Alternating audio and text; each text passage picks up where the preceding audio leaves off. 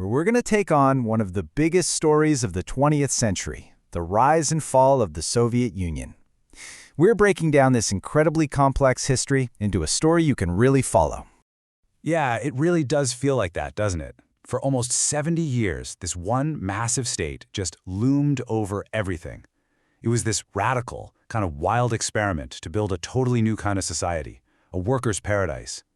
But in the end, it was conflict and competition that truly defined its legacy and reshaped our world. So here's the game plan. We're going to follow the entire dramatic life cycle of this empire.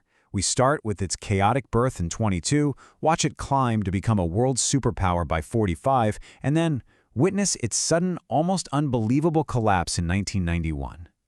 All right, Section 1, Birth of an Empire, Forged in Revolution and Civil War. So our story really kicks off in the total chaos of 1917. The Russian monarchy, gone. In steps Vladimir Lenin and his Bolsheviks, and they seize power. But let me tell you, this was not a clean takeover, not even close. It was really just the first shot in a war that was about to rip the entire nation apart. And what a war it was. A brutal, bloody civil war just exploded across the country. You've got the Bolsheviks' Red Army on one side, pretty disciplined, and on the other, the White Army, which was this messy collection of everyone who hated the Bolsheviks. The whole country just spiraled into a free-for-all, made even worse by famine, constant rebellions, and yeah, even other countries getting involved.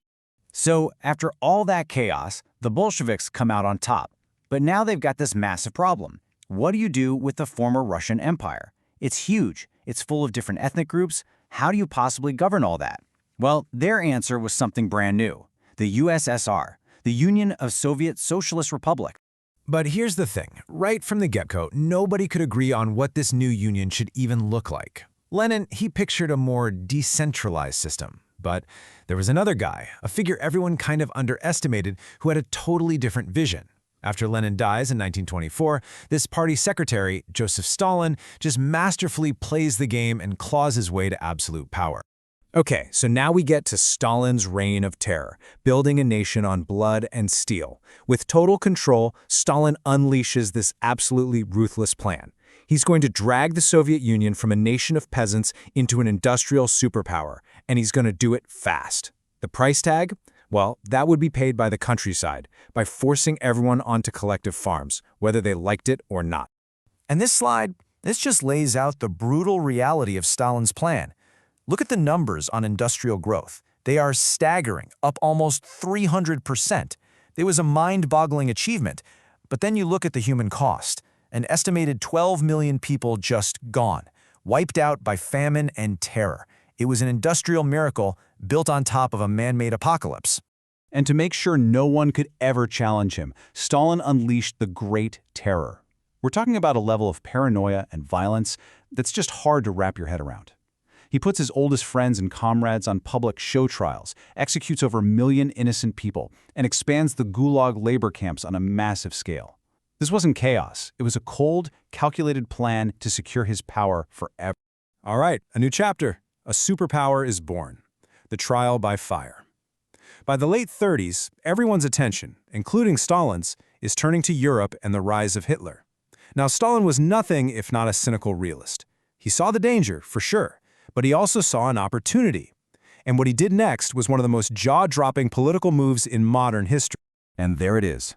August 1939. The world just stops in its tracks. The two biggest enemies on the planet, Nazi Germany and the Soviet Union, sign a peace pact. It was unbelievable. But of course, Hitler betrays Stalin. June 41, he launches Operation Barbarossa. The Soviets are caught completely off guard. The initial losses are catastrophic. But somehow, they absorb the blow, dig in, and start to fight back with a ferocity that eventually halts the Germans right at the gates of Moscow and turns the entire tide of the war. This quote just says it all. The Soviet victory was absolutely key to defeating Nazi Germany, no question. But the cost, my God, the cost was just unimaginable. We're talking tens of millions dead, a whole generation of young men just gone.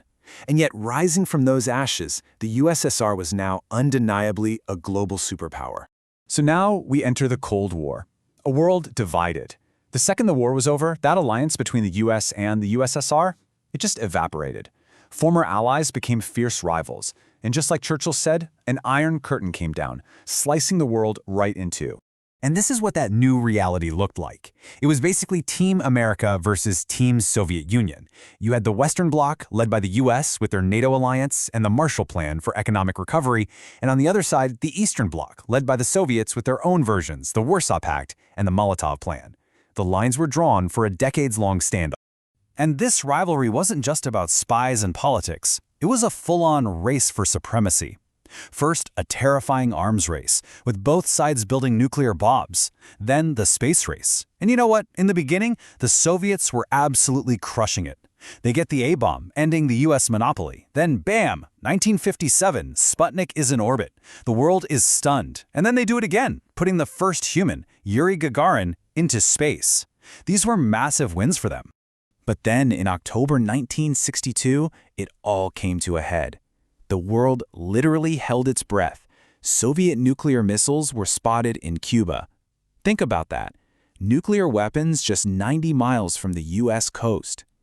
For 13 days, everyone, and I mean everyone, thought this was it, the start of World War III. Okay, so after all that high drama, we get to the next phase, cracks and collapse. The empire starts its long decline.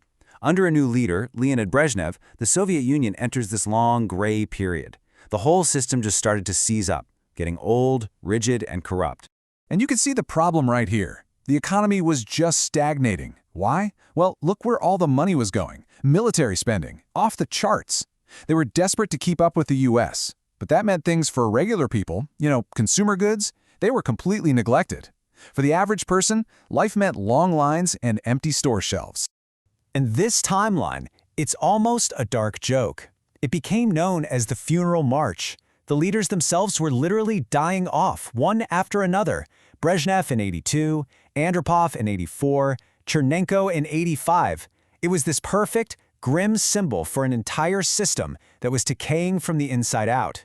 And then, in 1985, a totally different kind of leader takes the stage, Mikhail Gorbachev. He's younger, he's energetic, and he knows things are bad.